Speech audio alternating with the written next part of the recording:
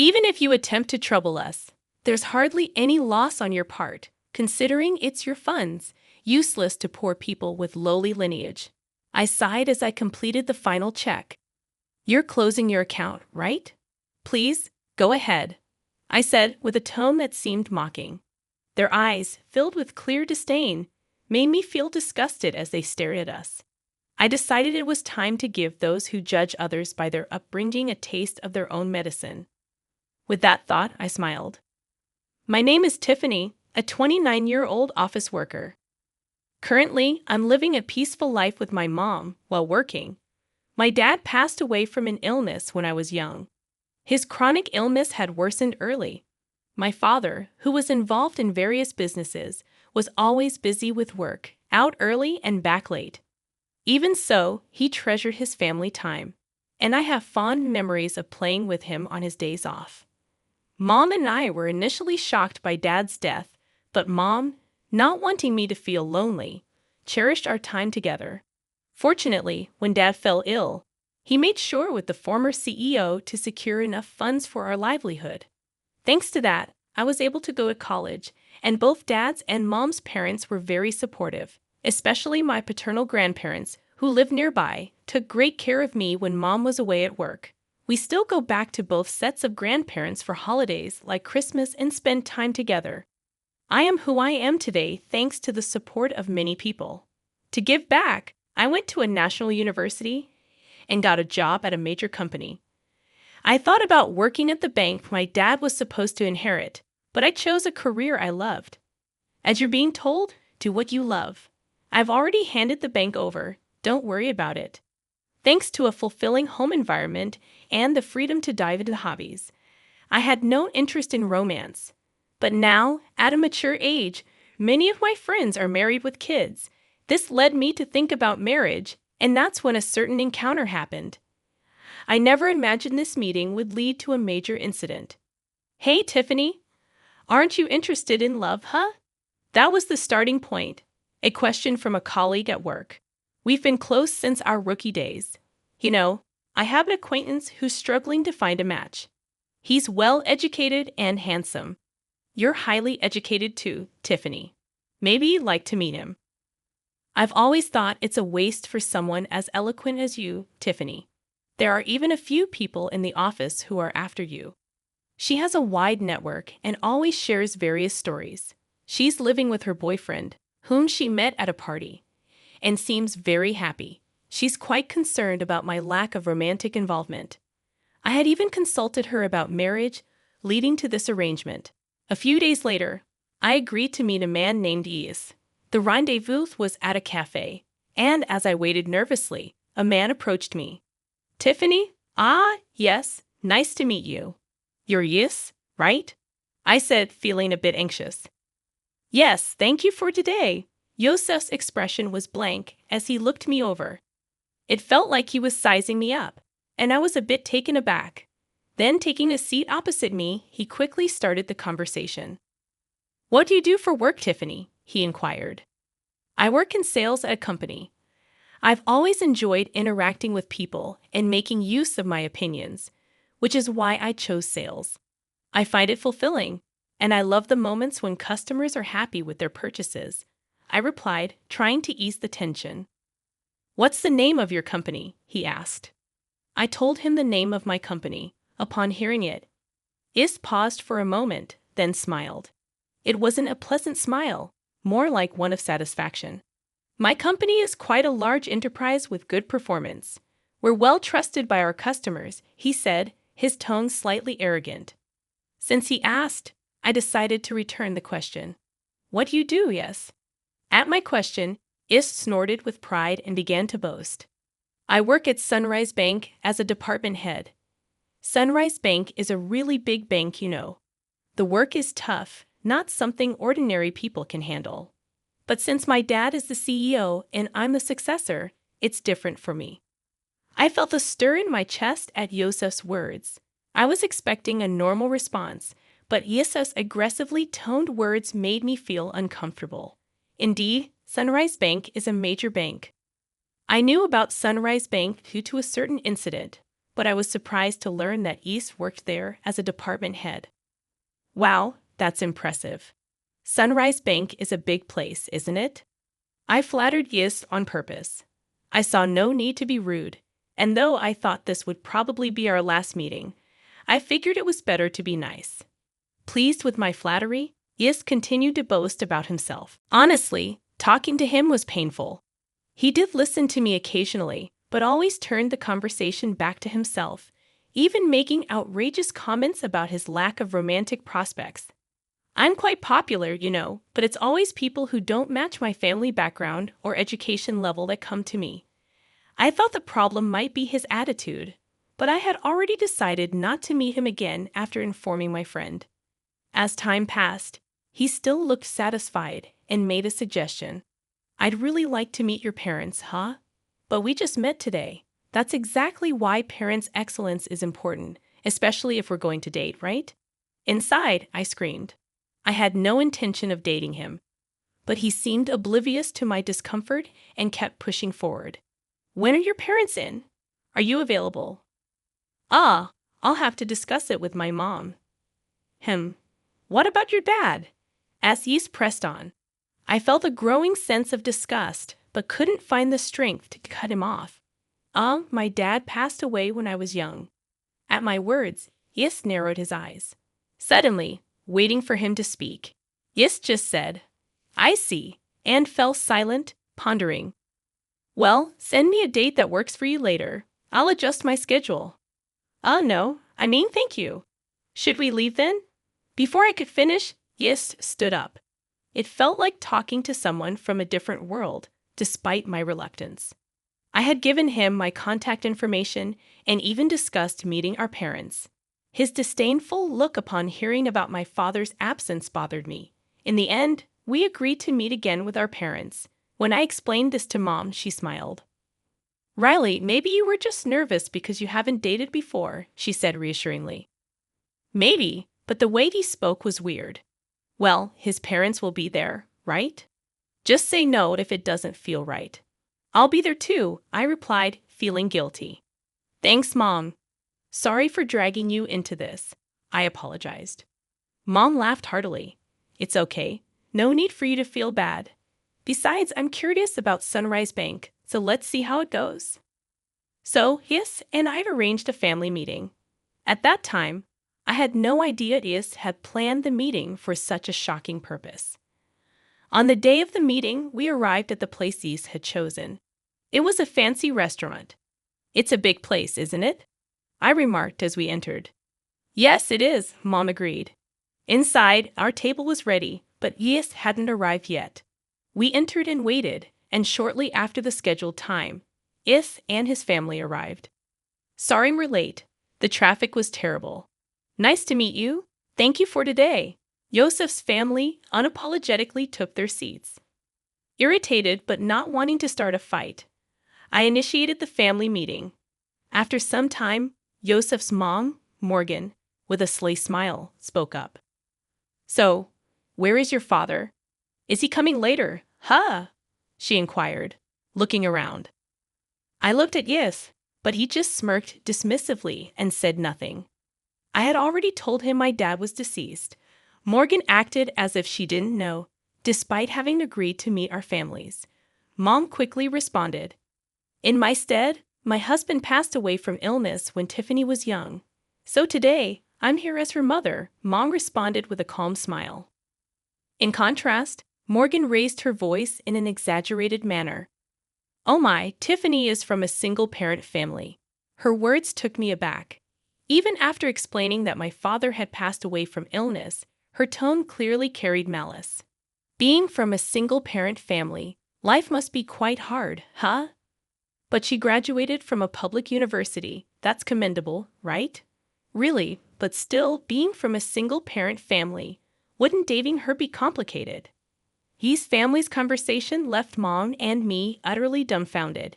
Despite being present, they spoke so disrespectfully, mocking us as if being from a single-parent family was something bad. Such words weren't suitable for a first meeting. Angered, I retorted in a low voice, Excuse me, but after Dad passed away, Mom raised me with great care. I owe my current life to her. And isn't it rude to speak about someone like that when you've just met, Tiffany? However, Morgan burst out laughing at my words. Rude, isn't it? More absurd for the daughter of a single parent to think about marrying into a high-class family. I'm not really into strong-willed women.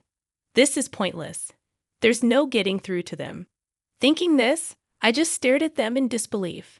I had high hopes since she works at a major company.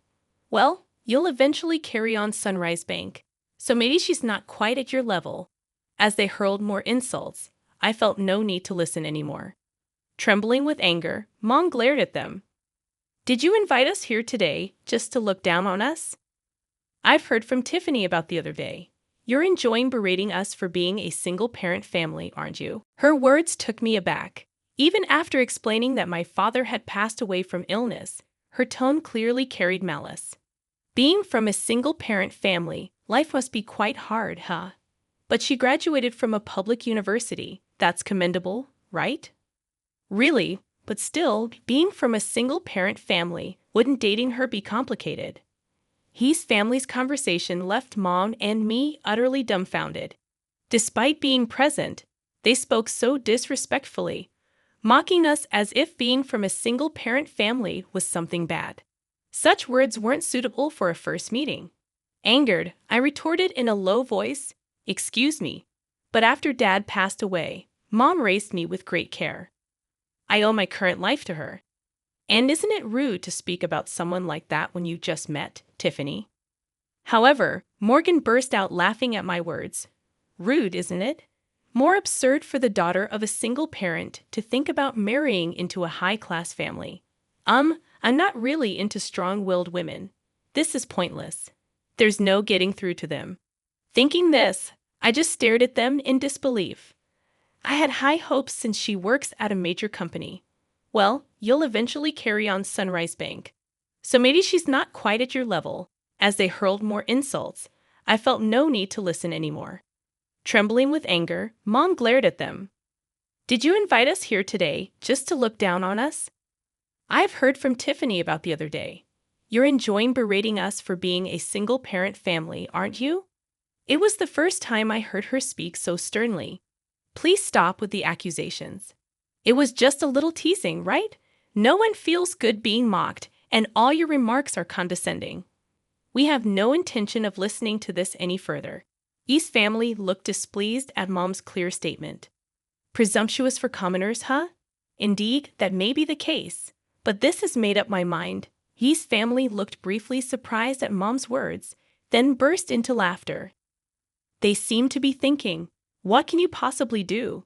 Mom sighed and began to speak. Actually, we have funds deposited with your bank, but we don't wish to entrust them to people like you. Oh, really? But we don't know your name, so it can't be much, right? It's probably insignificant. That's right. Even if you try to trouble us with your fun, it won't really affect us. Low-class poor people are not needed. I realized that even Mom's last attempt at reconciliation was in vain. But they continued to speak disdainfully, unaware. I sighed and made the final confirmation. We're closing our account. Okay, go ahead. Yosef's family responded with mocking tones and clearly disdainful expressions as they looked at us. I thought to myself, let's make those who judge others by their background suffer a bit. I smiled at the thought. Is that so? Then we will proceed as such. And please consider this meeting never happened, Yosef's family declared.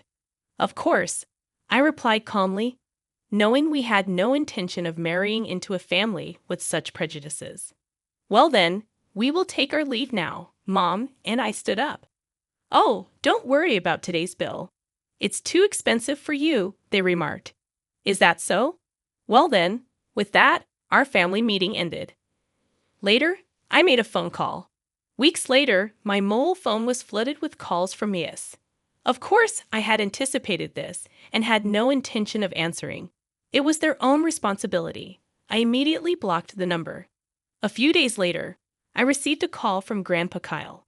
Summoned by Kyle, Mom and I headed to Sunrise Bank in the meeting room. Ye's family, looking pale, was present. As soon as they saw us, Morgan stood up and rushed over to bow deeply. "I am extremely sorry for what happened," she said. I didn't reply to Morgan's words, just smiled and began to speak. "What exactly are you apologizing for?"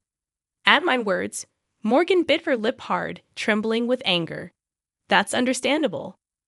There are too many things for which they should apologize. That's probably why she's feeling so frustrated. This whole situation started because I said we would close our account. That day, our account wasn't particularly large. Closing it wouldn't have caused much damage. But Kyle's case was different. Kyle managed the inheritance left by my dad at Sunrise Bank for our benefit. Kyle also had his own account there. If all accounts, including Kyle's and my dad's inheritance, were closed, it would total about $7,000 million. In other words, their disrespect decided the closure. And importantly, Kyle is the former CEO of the bank.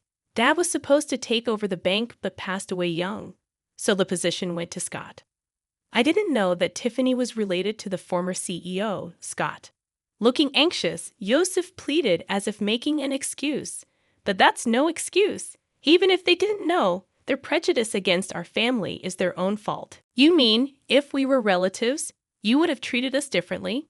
Dad interjected. "Hey, don't talk to Dad like that. It's your fault for not telling us from the start that your grandpa was the former CEO. I don't have any obligation to tell a stranger like you that.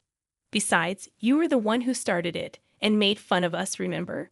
I countered, causing Yosef to narrow his eyes in frustration. "You insulted me knowing I was from a single-parent family. When I said I would transfer the bank due to insecurity, you told us to go ahead. We just did as we were told. But it's just that it may be just that for you. But have you ever thought about the feelings of someone whose family has been insulted?" Silence fell. Morgan was trembling, looking hopeless, and Scott was hanging his head. But Yosef still seemed unconvinced, his face full of dissatisfaction. "Getting all high and mighty just because people talk to you." Yosef remains unrepentant. At that moment, the door to the conference room opened and Kyle appeared. Seeing Kyle, Yosef's tone grew defiant, and Morgan turned even paler. Frozen in place, only Yosef glared at me. "Even after giving you a chance to reflect, you're still only thinking about yourselves," Kyle said, his tone stern. "It's not my fault. It's her. Watch your words. If you continue, you'll end up even more miserable." Yosef, silenced by Kyle's words, glared at me again. Then, as if resigned, he burst out, "No way. Who would think a single parent's relative was the former CEO? You knew I was the future CEO and came to the family meeting just to mock us." "Yosef, be quiet." Kyle glared sternly, causing Yosef to breathe heavily. "Future CEO, huh?" Kyle then turned his gaze to Scott, who shrunk even more under Kyle's stare. "I understand wanting to leave the bank to your son, but now that I know his mindset, it's impossible for him to continue as CEO." "That's ridiculous," Scott started to retort, but sat down again under Kyle's gaze. "You still don't understand that your attitude is the problem. Though I'm retired, the board will decide. If you have something to say it to them. Remember, we recorded the previous conversation, and this one. Don't forget that the voice recorder will serve as evidence." I took out a voice recorder in front of the three and pressed play. The recorder started playing back our conversation from the other day. "How dare you prepare something like that?" "It's unfair," Yosef exclaimed. "It was just a precaution, but remember, you forced me into this situation." I countered. Yosef had nothing to say in return, and their faces turned pale. "Thank you, we'll handle it from here," they said. So Mom and I left. Ultimately, Kyle didn't transfer the funds, at least not officially. Scott was removed from his CEO position, and Yosef was demoted. Seemingly unable to handle the blow to his pride, Yosef resigned voluntarily. Kyle's influence in the financial industry meant Yosef would struggle to find work in the same field again. Whether Scott knew this or not, he seemed determined to work until retirement, but Kyle said it would be tough for him both mentally and physically. Morgan, who used to wield power as the CEO's wife, apparently started part-time work to maintain her lifestyle. But her character likely made it hard for her to keep a job. I'm really sorry, I said. It's okay. You didn't know, right? Mom replied. I only shared what happened with a friend who introduced me to Yosef. She just heard about him through someone else and wasn't at fault. Mom was initially concerned about being a single parent, but I'm happy now and can live thanks to the support I've received. When I told her that, she smiled and said thank you. After everything was taken care of, Kyle told us to come over to his house again sometime.